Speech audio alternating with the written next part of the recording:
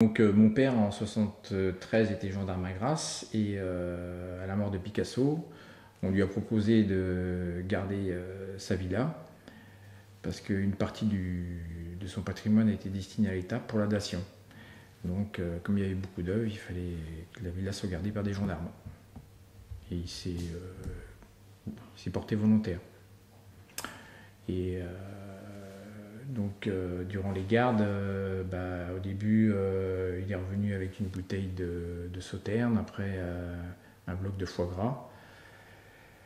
Et mon père durant ses gardes faisait des sardines. Et Jacqueline venait manger avec lui, elle l'appelait gendarme à la sardine.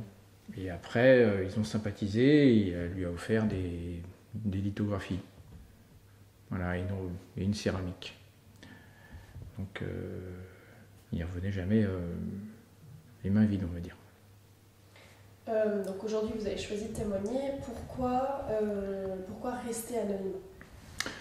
Alors je veux rester anonyme parce que je pense que ces gens, en parlant de la famille Picasso, je n'ai rien contre eux, mais ils ne sont pas dans la recherche de la vérité, ils sont plutôt dans le système de business. Et les avoir eu au téléphone, enfin d'avoir eu au téléphone Madame Aurieux, la juriste, m'a beaucoup refroidi. Elle m'a posé des questions très précises, enfin savoir où j'habitais et qu'est-ce que je faisais.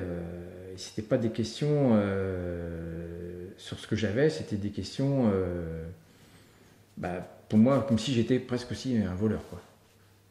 De quoi vous avez peur?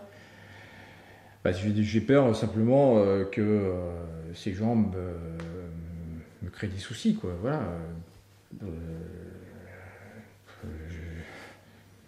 oui, tu crées des soucis, quoi. Parce que ils sont un peu, on va dire qu'ils sont pas très, comment dire, très chaleureux, on va dire. Voilà. Quelle était la nature des relations entre votre père et Jacqueline? Comme je vous disais, c'était une relation. Mon père faisait son travail, mais il m'a toujours dit que c'était une femme qui était très simple. Et d'ailleurs, elle avait dit à mon père qu'elle voulait nous voir, quoi, parce qu'elle adorait les enfants, quoi. Et une fois, on est monté à la villa et un dimanche, quoi, on a sonné, mais elle n'était pas là. Et moi, je me souviens que des chiens, des lévriers afghans. Donc j'avais que 4 ans. Voilà. C'est tout ce que je me souviens. Mais sinon, c'était une relation, il m'a toujours dit que c'était une femme qui était très sympathique et très simple.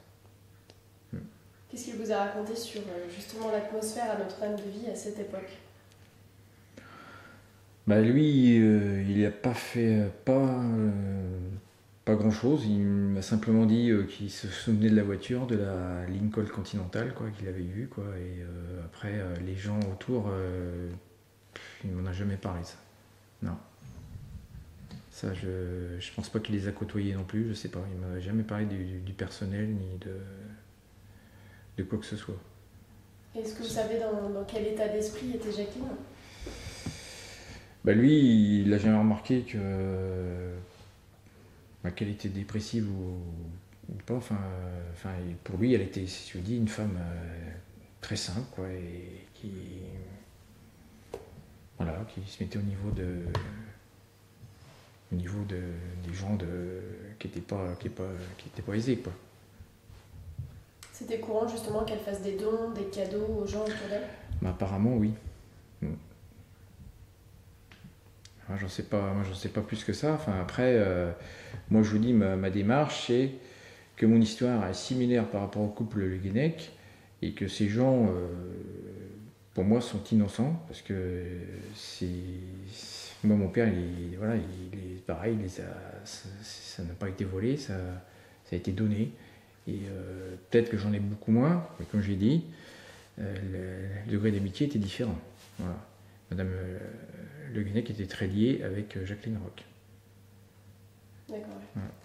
Et alors dans les œuvres que vous possédez aujourd'hui, il y en a qui sont signées?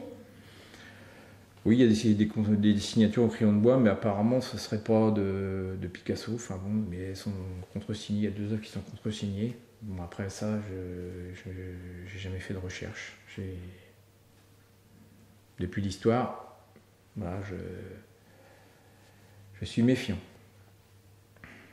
Est-ce que vous pouvez nous faire la liste de ce que vous avez aujourd'hui?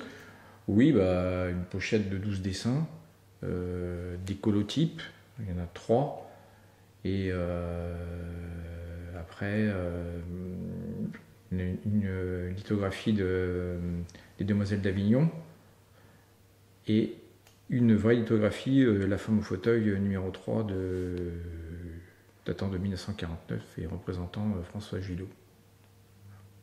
Et une céramique, voilà, une petite céramique. Voilà, donc ça fait oui, je sais pas, 12 dessins, ouais, entre 15 et une quinzaine de dessins, quoi. Est-ce que à ce jour vous les avez fait authentifier? Non, je ne l'ai pas fait authentifier, mais je sais que La femme au fauteuil, c'est une vraie lithographie, parce que le musée Picasso possède la même.